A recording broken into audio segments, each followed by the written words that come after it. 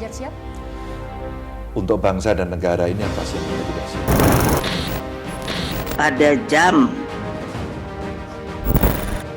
13.45 dengan mengucapkan Bismillahirrohmanirrohim menetapkan Saudara Ganjar Pranowo sekarang adalah Gubernur Jawa Tengah sebagai kader dan petugas partai untuk ditingkatkan penugasannya sebagai calon Presiden Republik Indonesia dari Partai Demokrasi Indonesia Perjuangan. Sebuah kehormatan buat saya mendapatkan penugasan sebagai kader partai.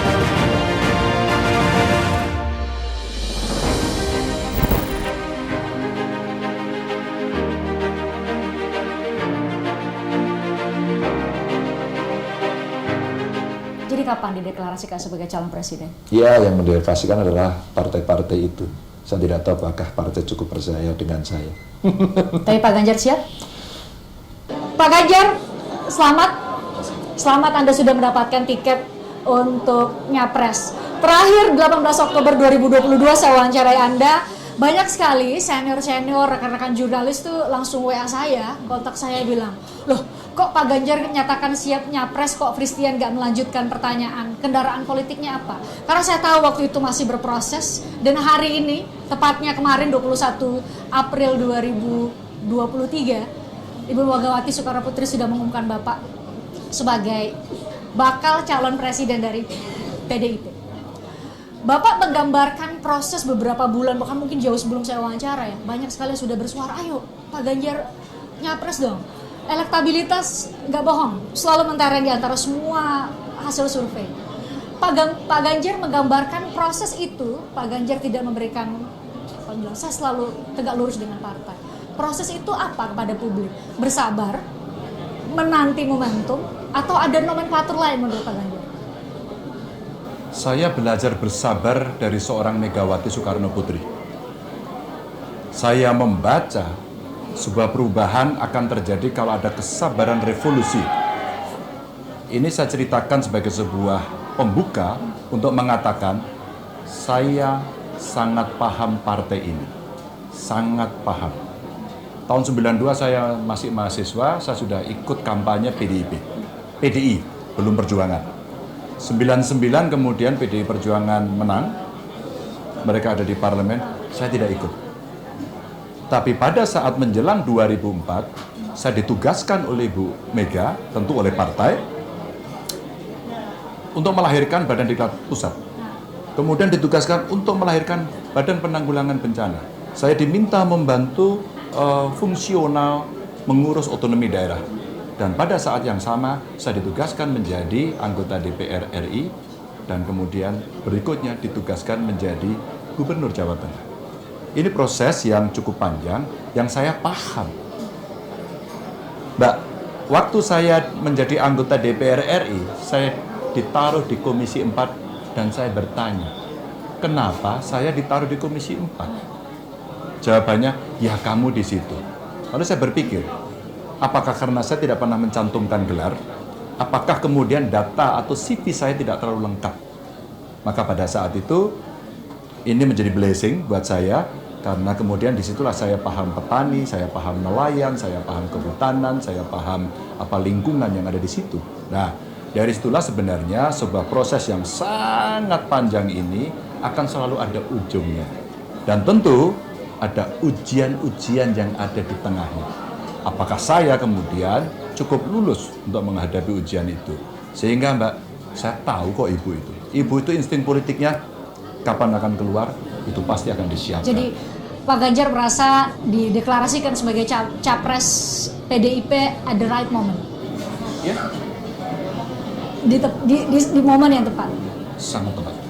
Karena banyak yang menduga Pak Ganjar, setelah Lebaran atau dulu saat HUT PDIP ya di 10 Januari lalu, atau pada tanggal 1 Juni, tapi ternyata kemudian pilihan di 21 April 2022. Pak Ganjar, banyak yang punya prasangka, terutama yang melihat dari luar PDIP, bahwa karena ada dua matahari, ada dua bintang yang mungkin disebut-sebut bakal menjadi capres dari PDIP, maka terjadi mungkin pergolakan dinamika di internal PDIP. Pak Ganjar sebagai orang yang bisa kemudian bicara kepada publik, apa yang sebenarnya terjadi di PDIP selama beberapa bulan ini sebelum semua bulat perintah Bu Mega adalah memenangkan Anda di 21 April 2023? Ibu rasional, ibu punya pengalaman, ibu punya pengetahuan, dan partai ini sudah memakan asam garam. Pernah menjadi partai yang sangat konsisten kalah terus, Orde Baru. Pernah menang sekali dan kalah. Ya, punya presiden, menang pemilu tapi tidak dapat presiden. Pernah. Kemudian punya presiden Bu Mega, kemudian punya Pak Jokowi, dan seterusnya. Kalau ibarat sebuah lomba lari, maka bendera start dikibarkan dan pesertanya berlari. Tapi ada finishnya. Dan kemudian hakimnya akan menentukan siapa pemenangnya. Dalam proses lari inilah sebenarnya proses demokratisasi di internal kami. Silahkan siapapun, silahkan siapapun.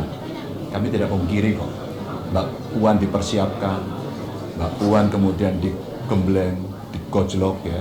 Tapi ada juga putra ibu seperti Mas Nanang, tidak di jabatan publik, tapi ngurus partai juga.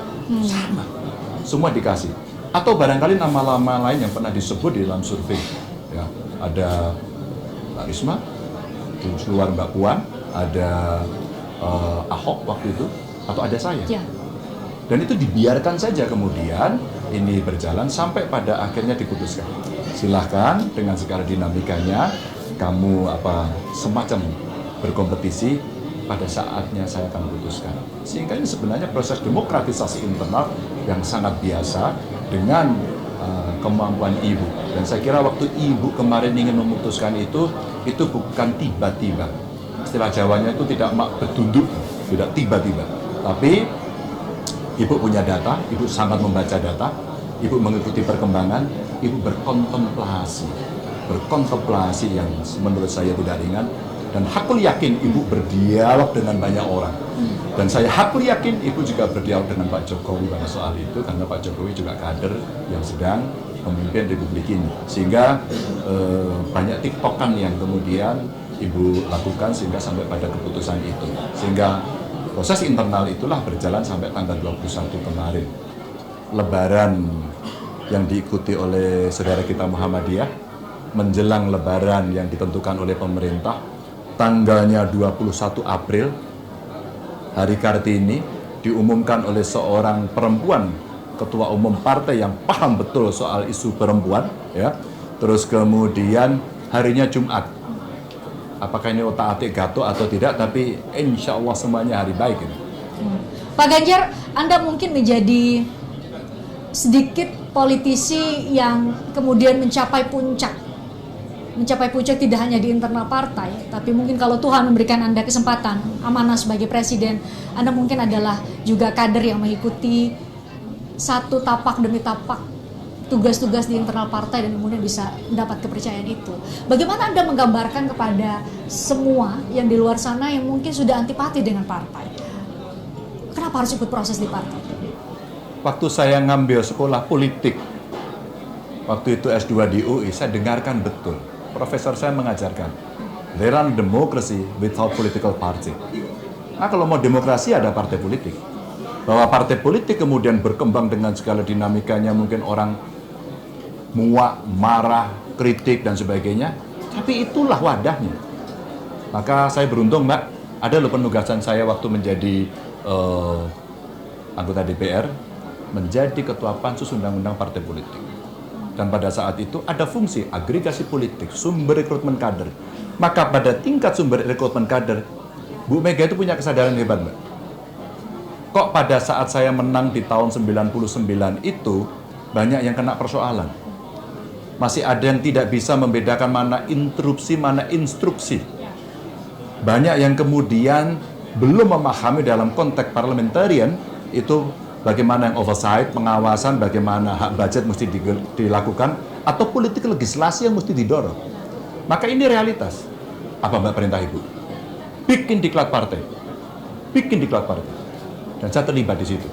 Tentu keterlibatan saya kecil. Tapi saya ikut dalam kursus-kursus kader itu, menyelenggarakan, dan kami paham. disitulah kesadaran politik dari partai kami, dari PDI Perjuangan, dari Bu Mega untuk melakukan itu. Dibuatlah Mbak kursus kader tingkat Pratama, Madya, Utama, sampai guru kader, dan kursus kader khusus perempuan. Itulah kemudian awareness yang muncul agar kemudian lahir tokoh-tokoh yang ada. Ganjar bukan keturunan siapa-siapa. Kedua orang tua saya adalah orang tua yang hebat membesarkan saya, yang tidak berasal dari pendidikan tinggi dan kecukupan harta. Bukan juga orang berpangkat tinggi. Tapi dari situlah kemudian kami dididik itu untuk menghayati kehidupan dan relasi kemanusiaan. Tapi siang lain, saya ikut di PDI, saya ikut di PDI Perjuangan, dan kemudian kami mengikuti proses-proses itu. Maka sebenarnya dalam konteks sumber rekrutmen kader, maka hari ini saya bangga. Saya lahir besar digembleng di partai ini dengan penugasan yang, Mbak, saya tidak pernah meminta dan memimpikan jabatan-jabatan ini. Jadi saya bangga, saya senang. Kemudian banyak kawan-kawan diskusi dengan kami, Mas Ganjar, dengan segala hormat saya ikut senang karena PDI Perjuangan melahirkan banyak tokoh. Saya agak GR juga waktu disebut. Saya pikir ya banyak yang lain ya, saya bukan siapa-siapa. Tapi pada sampai tingkat keputusan inilah kemudian bukti PDI Perjuangan cukup serius melakukan kaderisasi meskipun kami sadar masih banyak kekurangan. Itulah. Tapi proses internal terus berjalan. Pak Ganjar, momentum Anda muncul karena dilakukan secara virtual pengumuman deklarasi Anda sebagai baca pres PDIP. Kami menanti-nanti Pak Ganjar duduk sebelah mana. Oke, ternyata dipanggil dan dipakaikan kopiah oleh Bu Mega. Apa yang ada di benak Pak Ganjar setelah melalui sebuah proses yang tidak singkat, yang kami hanya mungkin pemirsa hanya bisa lihat di panggung depan, panggung belakang lain lagi ceritanya mungkin lebih berat dari itu, tapi itu momentum Anda dipakaikan kopiah. Apa yang ada di benak Pak Ganjar? Saya bergetar saat itu. Siapa saya ini? Dari mana asal saya? Kok saya diberikan kepercayaan sebegitu? Orang pengamat mengatakan, Mas Ganjar, Ibu sedang memberikan tugas. Dan itu tidak ringan. Dan ditaruh di atas kepalamu. Dan Ibu pidato. Ini adalah simbol dari Indonesia, kopiah. Simbol kultural khas Indonesia. Dan juga ada religiositas di sana. Lengkap. Maka sebenarnya itu amanah yang tidak ringan diberikan kepada saya. Jadi pada saat itu disematkan, ya batin saya bergetar. Sambil kemudian kalau hari itu langsung saya disuruh ngomong, saya kira saya speechless. Sambil, iya enggak ya? Dan Ibu begitu kelihatan segar memberikan itu. Di kanannya ada Pak Jokowi, di sebelah kanan Pak Jokowi ada Mbak Puan, di sebelah kiri saya ada Mas Nanan, dan artinya kami paham. Sebelahnya ada Pak Hasto, sebelahnya ada Pak Pram, sebelahnya ada Pak Oli. Jadi artinya saya membaca itu representasi dari elit yang ada di partai, dan ada elit dari Republik ini karena ada Pak Jokowi. Maka sebenarnya dari situlah saya melihat, iya, ini amanah berat yang insya Allah saya harus sangat serius untuk membawa itu. Bahkan sampai miring Bapak, nyadar nggak? Bukan. Awal-awal miring. Bukan. Itu yang diharapkan Bu Mega, karena Bu Mega menyampaikan kalau Bung Karno itu pakai kopiah, itu ada jaraknya dari alis itu yang di sini agak naik, di atasnya kemudian agak miring. Memang posisi seperti itu. Maka pada saat begitu saya sengaja sebenarnya pengen seperti yang ada disematkan Bu Mega. Tapi ketika wartawan ngomong, Pak miring Pak. kopinya, maka kemudian oke, saya betulkan, dan kemudian mereka begini. Padahal sebenarnya bukan. Memang Bung Karno itu agak sedikit kopiahnya kalau memakai sedikit miring begitu. Ya, tapi itulah dinamika yang ada yang menurut saya itu semacam simbol yang Ibu berikan bahwa saya kasih amanah, tidak ringan, kamu harus laksanakan tugas dengan baik. Pak Ganjar kalau mengikuti itu, Anda dipuji betul ya oleh Pak Jokowi di momen itu, bahwa Pak Ganjar ini adalah pemimpin yang merakyat dan sangat ideologis, dekat dengan rakyat. Itu yang dipuji narasi Pak Jokowi ketika deklarasi Anda. Ditambah lagi dengan harapan Bu Mega, artinya Anda bisa menjadi seorang sosok Soekarno masa kini. Pak Ganjar membayangkan tugas Pak Ganjar seberat apa? Ada Bung Karno, ada Pak Jokowi yang sudah memimpin negeri ini hampir 10 tahun, 2 periode. Saya mencoba menjadi generasi berikutnya yang kita coba pikirkan, rumuskan, ekspresikan, eksekusi. Mari kita tarik dari yang sekarang. Pak Jokowi merakyat, tidak ada yang tidak tahu. Pak Jokowi membuat terobosan-terobosan yang seringkali membuat orang-orang hidupnya menjadi tidak nyaman karena dipukul. Bahkan dunia. Ingat WTO. Jadi artinya, apa yang dilakukan adalah satu fungsi yang dilakukan secara konstitusional untuk dilaksanakan, tapi sisi lain tidak pernah hilang dari rakyat, grassroots. Dan itulah kalau kita bicara sandal jepit, dengan segala kritikan yang diberikan pada kami. Mari kita tarik sebelumnya, yang kader dari PDI Perjuangan, Bu Mega. Bu Mega duduk, semua berangkatnya dari rakyat. Ingat 27 Juli? Bagaimana kita menang? Apakah Ibu Mega mengerahkan massa dengan people power pada saat itu? Tidak. Saya akan pakai jalur konstitusional, saya akan gugat ke pengadilan dan menang. Kalau tidak salah kemenangan gugatan kita pertama itu waktu itu di Riau, kalau tidak salah. Itu, dan hakimnya berani memutuskan itu. Di tengah era Orde Baru yang sangat represif. Itu yang ada. Mari kita tarik ke belakang lagi. Fondasi yang diletakkan oleh pendiri bangsa. Bung Karno, Bung Hatta, dan seluruh pahlawan yang ada. Lalu Bung Karno memimpin Republik ini, memberikan dasar-dasar yang kuat. Maka daulat politik mesti betul-betul dipegang oleh Republik ini. Dari presiden ke presiden kita mencoba agar kita bisa berdikari dalam bidang ekonomi. Hari ini Pak Jokowi menunjukkan. Industrialisasi harus didorong, nikel, boksit, dan sebagainya harus kemudian kita kelola sampai end product. Maka SDM-nya mesti siap. Tapi jangan lupa, kita punya kepribadian loh. Jangan ikutan yang lain. Ada kepribadian dalam kebudayaan kita, Mbak. Itu yang mesti didorong. Jadi artinya kalau saya roots, ditarik dari roots-nya diurutkan terus-menerus, kalau orang PDI Perjuangan, kalau kader PDI Perjuangan, dia elit, dia akan dimarahi, dia akan dicaci, dia akan disindir oleh rakyat. Tapi kalau dia kemudian dekat dengan rakyat, bersama rakyat, bahasa kami itu menangis tertawa. Meskipun pada jargon itu pasti ada yang tidak setuju. Sah-sah saja dalam demokrasi. Tapi mesti ada, bahasa saya, kelakuan yang kita miliki untuk bisa bertemu selalu dengan masyarakat dan kemudian berpikir secara ideologis pada sebuah sikap-sikap, baik itu sifatnya lokal, nasional, maupun internasional. Tidak akan goyah. Dan dibayar kadang-kadang sangat mahal. Pak Ganjar, di saat pidato yang disampaikan Pak Jokowi saat ada deklarasi, juga hal yang menggelitik adalah mengenai narasi Pak Jokowi yang mengatakan bahwa tetapi pemimpin tidak boleh membelokkan arah pembangunan, arah perjuangan bangsa ini yang harus terus berlanjut dari waktu ke waktu. Menurut Pak Ganjar, ada calon pemimpin yang hendak membelokkan arah perjuangan bangsa ini? Mbak, fakta-fakta di lapangan sudah ada. Kalau kita mau berdebat, dalam konteks kontestasi, berdebatlah. Kalau kita punya gagasan, tawarkanlah kepada rakyat. Tapi jangan menyakiti kelompok per kelompok. Jangan kau bawa suku, jangan kau bawa golongan, jangan kau bawa isu agama. Buat Indonesia itu given. Karena apa? Sudah ada. Pendiri bangsa sudah bicara kok pada soal ini.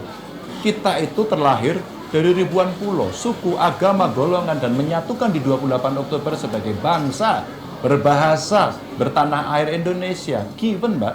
Nggak ada negara seperti Indonesia. Maka kemudian dirumuskan menjadi Bhinneka Tunggal Ika. Jadi kita tidak bisa bicara hanya satu kebinekaan titik, enggak. Kebineka Tunggal Ikaan, kan harus ada persatuan Indonesianya. Kan ada yang punya pikiran-pikiran yang lain kan. Maka Anda juga membaca hal yang sama, kekhawatiran Pak Jokowi? Pasti Mbak. Maka kita mesti jaga konstitusi ini agar semua hidup bahagia di Republik ini. Beribadah nyaman. Berbudaya nyaman, tidak disalah-salahkan, dan masing-masing tidak boleh membenarkan dirinya sendiri selalu inward looking, mesti forward looking. Nah, pada saat inilah dijaga. Kalau fondamen itu sudah kuat, maka di atasnya kita mau bicara, ayo berjalan ke utara, ayo ke selatan. Pangan kita mesti berdikari, ayo kita gerakkan. Menurut saya, itu bagian-bagian yang mesti dikawal. Maka saya sampaikan, kesempatan PDI Perjuangan punya kader Pak Jokowi 10 tahun memimpin. Ayo kita bereskan, kita tuntaskan. Maka melanjutkan apa yang sudah disiapkan itu baik. Mempercepat apa yang sudah bagus dan mengkoreksi. Bukan tidak ada yang salah kan? Pasti ada dong. Yang mengkoreksi hal-hal yang memang selama ini belum baik dan menjadi catatan publik. Itu harus. Pak Ganjar, setelah Anda dideklarasikan di Bogor, sebenarnya kami coba untuk mendapat dan bertemu dengan Pak Ganjar di Halim Perdana Kusuma. Ternyata naik pesawat bersama dengan Presiden. Tapi saya lihat di gambar yang diambil oleh Pak Pramono, Anda mau lewat pintu depan, kemudian lari justru ke pintu belakang. Itu kejadiannya kenapa? Belum siap. Nanti gantian deh. Presiden kalau jadi presiden nanti naik kalau pintu depan. Saya gubernur, Mbak. Hari ini saya gubernur. Saya harus punya etika bahwa pintu itu adalah pintunya presiden. Makanya lari ke pintu belakang. Ya, kita harus tahu diri, Mbak, pada soal itu. Meskipun presiden mengajak, tidak apa-apa kok. Tapi itu artinya kita mesti bisa memilah, bisa memilih kapan kita harus di situ. Bahkan biasanya kalau sudah masuk, saya duduk di belakang. Kalau tidak dipanggil oleh presiden, saya tidak mungkin duduk di kantin. Ini kita lagi ngobrol sebenarnya, ramai sekali, banyak sekali yang sudah mau ketemu dengan Pak Ganjar. Tapi saya sedikit lagi mau tanya soal rumah ini di Tawangmangu. Tadi saya ngobrol-ngobrol dengan warga di sini, katanya ini rumah masa kecil Pak Ganjar, betul? Ya, saya lahir di rumah ini. Tentu dulu bentuknya tidak sebagus ini karena kita sudah Ini renovasi. sudah direnovasi? Ya, oleh keluarga sudah direnovasi dan ini hanya kontrak dulu. Lalu kita pindah ke agak barat sedikit, Bapak beli rumah di sana, setelah itu pindah ke Kutoarjo, ya. Maka pada saat kita sudah dewasa semuanya kita bermimpi, rumah kita yang di Tawangmangu itu dijual nggak ya? Ternyata kita yang ngomong-ngomong dan kalau keluarga Pak Parmuji berkenan silakan. Wah, kita bangga, Mbak. Itulah Tadi saya lihat kita banyak perbaiki. sekali yang mau nyapa Pak Ganjar dan kami sudah ambil gambarnya panjang sekali. Apa yang di benak Pak Ganjar dulu masih kecil ada di sini, mungkin nggak terlalu ingat ada memori-memori apa, tapi kemudian hari ini ribuan orang datang ke Pak Ganjar hanya untuk salaman dan nyapa, saya dari Ganjaris dari mana? Apa yang di benak Pak Ganjar? Yang saya ingat pertama kalau saya di rumah ini ketemu teman-teman saya. Masih ada? Banyak. Tetangga? SD. Bahkan tadi ada yang satu langsung Ngadimin itu kakak beradik dengan Kamso. Kamso beberapa waktu lalu meninggal. Ngadimin ini dulu anak pinter begitu yang bareng dengan saya. Dan kemudian ada teman-teman SD saya yang lain yang ada di sini. Yang kedua tentu maaf ketemu sudah sepuh kemudian datang Pak Ganjar, saya dulu sama Pak Parmuji sama Bu Parmuji. Masya Allah, teman-teman ibu saya. Mas Ganjar ingat saya nggak? Ternyata ada nenek-nenek yang dulu suka membantu masak. Ya, jadi memori itu terbuka dan teman-teman main namanya patangan, Mbak. Patangan itu kita main keterampilan tangan untuk pegang kepala sama kaki dan saling menghindar kayak silat. Masih ingat ya? Masih ingat dengan anak-anak. Dan saya luar biasa memang hari ini ternyata banyak sekali yang hadir dari kelompok-kelompok, ada partai, dari PDI Perjuangan, ada relawan gitu. Dan ya, mengharukan saja ya mereka datang tadi, Pak dari Manado, Pak dari Jawa Timur, Pak kami Jawa Barat, kami dari Sumatera, dari Jakarta. Insya Allah saya bilang ya mudah-mudahan semua berkah lah. Mohon maaf lahir dan batin kalau saya tidak melayani dengan baik. Ini terakhir sekali pertanyaannya. Sebentar, terakhir sekali. Pak Ganjar, nanti Anda ulang tahun di 28 Oktober 2023. Masa pendaftaran sebagai capres-capres itu adalah 19 Oktober sampai 25 November. Itu masa. Mungkin mau daftar bersama capres siapa di 28 Oktober 2023? Akan kita tentukan nanti setelah rapat partai. Akan ditentukan setelah rapat partai. Saya takut diamuk yang datang dari jauh-jauh Pak Ganjar, jadi saya ucapkan terima kasih sudah menerima saya dari Jakarta. Terima kasih ya Pak. Sehat selalu. Rumah Pak Ganjar di Tawangmangu dari banyak sekali yang entah nggak terhitung, mungkin datanya ada di depan sebenarnya. Ini ada bapak-bapak yang mungkin kalau saya melihat ngantri itu saya khawatir nanti kecapean. Tapi kok mau datang jauh-jauh, saya coba absen satu-satu ya. Dengan Bapak siapa? Saya namanya Yance Kenju. Oke, Pak Yance dari mana? Saya asli NTT, Nusa Tenggara Timur. Wah, Nusa Tenggara Timur. Kalau Bapak dari? Bandung. Bandung. Bapak dari mana? Lihat kamera, lihat kamera. Bapak dari mana? Dari Bandung, tukang jahit. Oke, Bapak dari Bandung tukang jahit. Ini namanya siapa? Kenapa? Namanya siapa Pak? Sugianto. Oke. Bapak dari mana? Saya dari Batam. Batam. Ya, Namanya siapa Pak? saya nama Jasarmen Purba dari Batam. Ya, kenapa? Karena kita capek-capek datang kemari, bagaimana supaya bisa memperjuangkan Ganjar menjadi presiden 2024. Ini gimana ceritanya bisa saling ketemu dan janjian di sini? Ini ada organisasi yang namakan Dulur Ganjar Pranowo. Dulur. Dan ini telah ada sejak tahun 2019. Jadi dengan bertatih-tatih bekerja, akhirnya kita minta kepada PDP supaya ditonjolkan, akhirnya terima, kita merasa bersyukur kepada Tuhan. Ini kok bisa mengkoordinir banyak, satu dari NTT, satu dari Bandung, satu Itulah dari mana? hebatnya Dulur Ganjar Pranowo. Ya, DGP yang disingkat DGP. Ya. Karena kami mau menghindar dari relawan yang gerakan. Ya. Jadi ini semuanya Udah kawasan berdiri 3 tahun loh. udah berdiri 3 tahun. Ini Seluruh gimana? dunia. Seluruh dunia sudah ada. Ya, sudah ada. Waduh, ini saya khawatir ngantrinya tadi lama nggak ngantrinya? Wah, lama sekali. 3 jam. Ngantri. 3 jam ngantri. Tapi itu tidak apa-apa. Demi ketemu Pak Ganjar ini. Ya, demi Ganjar harus menang tahun 2024. Ya. Pertanyaannya adalah ngikutin nggak gimana Pak Ganjar kemudian akhirnya diumumkan oleh Bu Mega tanggal 21 April lalu. Sampai kemudian dicapreskan oleh PDIP. Saya boleh jawab? Ya. Suara rakyat, Hujan ya? suara rakyat, suara Tuhan. Ya. Itu patokannya. Ya. Dan ibu itu yang dilihat. Itulah dia ibu. Tanggal 21 April, hari Kartini, dibikin acara ini dan hari Lebaran. Waktu yang sangat tepat untuk menentukan Ganjar calon presiden. Oke. Bu, Bapak, tadi saya wawancara Bapak, kira-kira harapannya pada sosok Pak Ganjar, satu dari mungkin beberapa calon presiden yang bakal kita pilih nanti, harapannya gimana? Mungkin dari Bapak dulu deh. Harapannya Pak Ganjar yang jadi presiden. NKRI harga mati. Ya. Oke. Kalau dari Bapak? Harapannya bagaimana supaya sejahtera rakyat itu sendiri. Terutama melanjutkan apa yang telah dikerjakan oleh Jokowi selama ini. Oke. Kalau Bapak boleh maju ke depan Pak, kita belum kenalan Pak. Bapak siapa Pak? Terima kasih, Rianto Gusto. Dari Pak? Dulur Ganjar Pranowo Dari Banyumas. dari Banyumas. Oke. Bapak harapannya apa? Pak Ganjar adalah sosok mungkin satu dari beberapa yang akan kita pilih menjadi calon presiden. Saya hanya memberikan penekanan melanjutkan pekerjaan Pak Jokowi yang sudah tertata baik ini dan bagaimana memajukan ekonomi rakyat khususnya pertanian. Beras jangan impor. Ini adalah hasil dari DGP. DGP telah menghasilkan beras ini. Hanya 65 hari. Ini hanya 65 hari kita tanam. Dan ini kalau memang itu nanti bisa dilaksanakan oleh pemerintahan Pak Ganjar, insya Allah petani-petani tidak akan lagi kesulitan.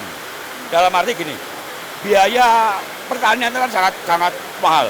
Tapi dengan usia yang sangat pendek, maka kos akan berkurang. Itu. Dan kita memang prihatin, pemerintah selalu mengimpor beras. Percaya Pak Ganjar bisa mewujudkan ini? Insya Allah, ada kerjasama dengan DGP, yakin bisa. Oke, Bapak ada Bapak. Saya coba dengan Bapak. Izin Pak, maju ke depan. Saya Perkenalan Trisno, dulu, Pak. DGP dari Cilacap. Saya Dari ketua Cilacap. DGP, ya betul. Oke, dari Cilacap. Bapak, ini Pak Ganjar sudah dicapreskan oleh PDIP. Jadi mungkin menjadi satu dari beberapa capres yang bakal kita pilih. Ya. Oke, Bapak mungkin bisa lihat ke kamera nih. Ya, Harapan Bapak gimana? Saya harapan Presiden Ganjar Pranowo harus jadi. Apa yang membuat Bapak percaya seorang Ganjar Pranowo bisa Ya, menjadi presiden? masyarakat Ganjar Pranowo udah di masyarakat udah nomor 1. Ganjar Pranowo pasti jadi presiden. Ya oke. Baik. Ini nggak capek antrinya tadi berapa lama? Udah dari pagi kemarin. Datang ke Ngantri? sini 10 jam perjalanan dari Cilacap. Oke. Ingin ketemu Terus Pak tadi Ganjar. ngantri nggak di depan? Ya ini masih banyak teman tapi nggak bisa masuk. Bapak ikut ngantri tadi? Iya ngantri semua. Nggak capek Pak? Enggak, karena kepengen ketemu Pak Ganjar. Anda senang? Ketemu Pak Ganjar senang sekali. Ini ada yang cewek nih. Ganjar Pranowo. Ini ada yang cewek nih, kenalan dulu, kenalan dulu. Ayo, kenalan dulu. Dengan Mbak siapa? Dari Cilacap. Oke, dari Cilacap dulu dengan Mbak siapa? Saya Suwanti. Oke, Mbak Suwanti. Mbak Suwanti tadi ngantri berapa lama? Ya lumayan 1 jaman kurang lebihnya, 1 sampai 2 jam. Hampir. Nyampe sini. Dari Cilacap berapa jam? Dari Cilacap kemarin Minggu pagi jam 6 sampai Tawangmangu jam 10 malam. Jauh ya. Buat Pak Ganjar. Emang apa yang mau disampaikan Pak Ganjar jauh-jauh jalan dari Cilacap? Pokoknya Pak Ganjar idolaku, pokoknya mempesonaku. Apa yang bikin Mbak percaya Pak Ganjar bisa menjadi pemimpin yang baik buat Indonesia? Menurut hati saya.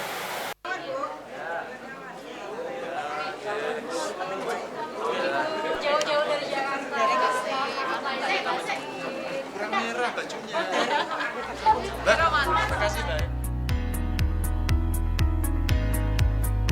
Tertarik dengan diskusi saya dengan para narasumber? Saksikan obrolan malam dengan topik-topik menarik lainnya. Jangan lupa subscribe ya channel YouTube Berita 1. Like, komen, dan share video ini ya. Terima kasih.